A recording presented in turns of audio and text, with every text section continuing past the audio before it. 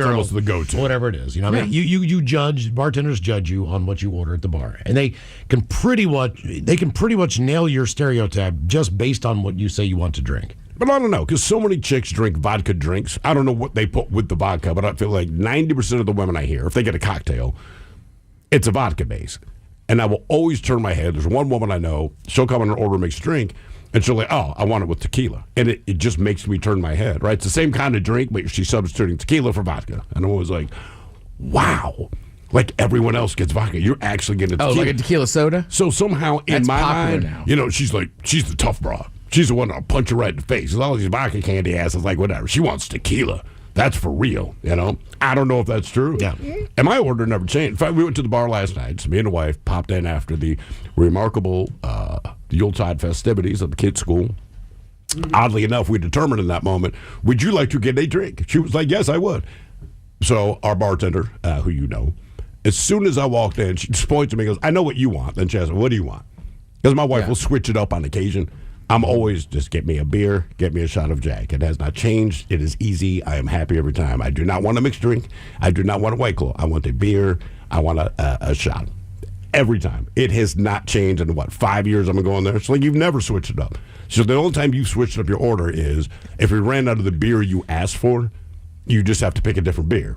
Yeah. But the shot of Jack is there. There's no question. And one time they didn't have Jack. She said, how about J-Mo? I said, fine. Like, that's the only time you switch it up. We've run out of something. I'm like, right, I don't switch it up. But but I like that because I like when I can just sit down at the bar and your drink arrives. Makes it real easy. Even if they're busy, they can get your drink for you. Mm-hmm. Here are some stereotypes about millennials, Gen Z, and Gen X at work. So this has to do with work. All right. They say millennials set too many boundaries. Many say the millennials' work-life balance is over the top. Millennial hires introduce workplace well-being into the office more than ever.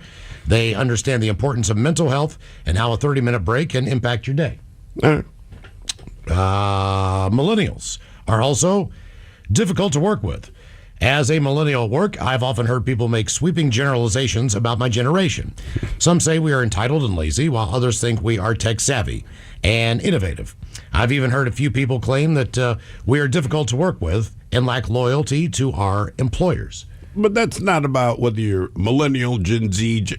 That's every older generation. Every older generation says that about the generation behind them, right? Mm-hmm. Plus, millennials have a reason to. Like, it's not the old days of having a pension and working for the same company or over. Right. Companies will, hear my voice. They are not loyal to you. Yeah, exactly. Whatever they tell you. So, you don't have to be loyal to a company. Yeah, a lot of people. You're working there.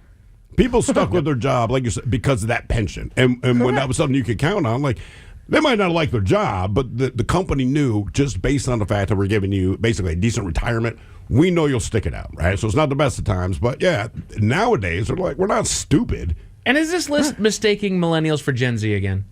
Millennials get a lot, because we've been roped into the next generation as well. It's like, no, we're all in our 30s and 40s.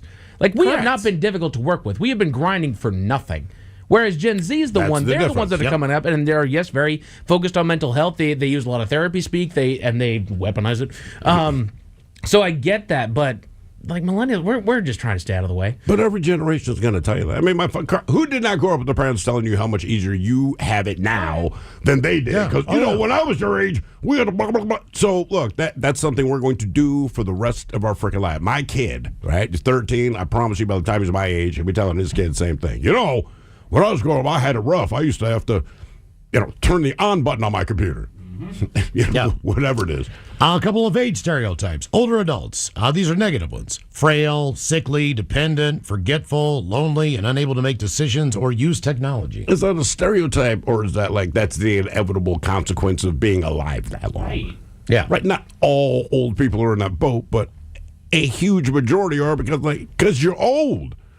Yeah. And you know what happens? You get forgetful. To me, that's not so much a stereotype. It's I don't know, saying, one thing I notice about fresh hot dogs, they're hot. It's not a stereotype. That's just kind of the situation, man. I definitely notice I'm sliding into those ages of dressing more for comfort and style. Oh, absolutely. So typically I just even at work, I just want to be comfortable. Unless I have a meeting or something to, with a client or something like that. But we have a job where we can. Yeah. And my dad, man, I just every day came home from work, had the suit, and the first thing he did was want to get out of it. Take that tie off. It was always, the tie is already loose when they get in. And I was just, as a kid, like, why do they make you wear that if 100% of the men I've seen in my life, the first thing they do is loosen that noose around your neck? Why doesn't somebody say, hey, obviously they don't want to wear this and it's not necessary? We generally call it a knot. Well, yes. To me, it's like a noose. Jesus Christ. Yes. They say teenagers, moody, reckless, and resistant to parental guidance. That's what teenagers are. They're teenagers. Yeah. Exactly. Common positive age stereotypes. All right, here's some positive ones. Older adults, wise. Easy to scam. Experienced, yes. Kind, family-oriented, and financially comfortable. Some people are, some people are not. Older adults also, some stereotypes are also positive, portraying older people as having wisdom and experience, such as a golden ager who is healthy and adventurous. They have experience, but sometimes the wisdom does not always follow. I know for a fact my kids are just 100 times smarter than me. Sure. So no matter what, if I was really needing to get some good advice, I probably would ask someone, who's 40-some years younger than me, what to do about it. And there is something nice, though, like, I don't know. Like, you ever sit around a fire and there's just that guy in his 70s and he's like cool about it. He's giving like real potent advice. Sure. I'm thinking about somebody else's granddad, but I was like, man, I miss sitting around the fire with that SOB. Yeah. Like, keep telling me stories. Here's a couple more. I'm a blonde. Once in a bar, I saw one of those stuffed rabbit heads with antlers hanging on the wall. Oh, no. A jackalope? And I asked my buddy, are those real? Jesus God, man. Just Google it next time. Just keep certain words in your mouth. White programmer. Up until last year, sex was scarce, and the sun scared me. Eternally grateful for any woman who would even look at me.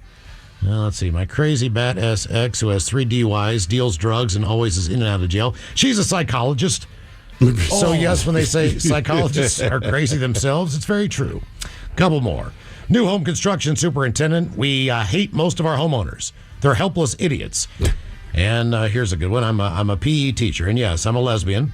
I'm also a casual longshoreman and work as a security guard. She says, quote, total lesbo. You think she drives a truck or a motorcycle? I would say Subaru. Longshoreman, too. All right. Well, yeah, truck. Forrester. Return of Who Sucks Less is coming up at 4:30. We've got your emails on the way next from the men's room at KISW.com.